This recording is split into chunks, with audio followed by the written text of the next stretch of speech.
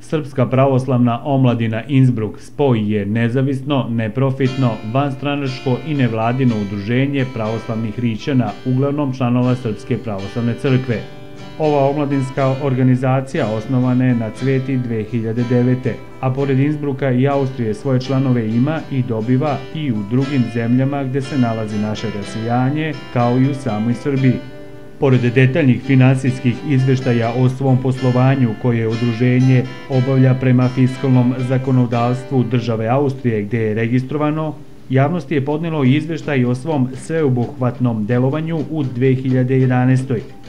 Iz obimnog izveštaja koji se nalazi na sajtu Srpske pravoslavne omladine Innsbruck na internet adresi www.spoi.org mi ćemo u ovoj prilici za gledaoce veze izdvojiti sljedeće informacije. U 2011. godini članovi Spoji uspeli su da u delo sprovedu više od 45 akcija, od kojih su 21 na humanitarnom, 13 na prosvetnom i 11 na društvenom polju.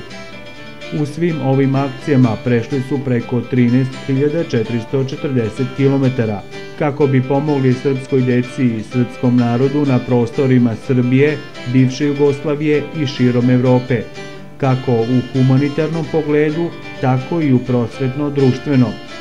U 2011. godini su tačno 400 donatora dobrovoljno priložili 8.273 evra i 78 centi, od kojih je u humanitarnim akcijama isporučeno preko 4.600 evra, a na administrativne troškove u radu udruženja je utrošeno oko 2.200 evra i 75 centi za štampanje časopisa, prostorije, poštarinu, organizaciju predavanja i drugih akcija. Trenutno se po 31.12.2011. na žiroračunu Spoji nalazi tačno 1.473 evra i 3 centi. U izveštaju se mogu vidjeti i uporedni podaci o radu od početka 2009. godine, tako da je u godini osnivanja od donatora ukupno prikupljeno 455 evra i 64 centa. 2010. prikupljeno je 5.566 evra i 11 centi, a u protekloj 2011. prikupljeno je 8.273 evra i 78 centi. 2009. ukupno se pojavio 21 donator, 2010. 294 donatora, dok je u 2011. taj broj narastao na 400.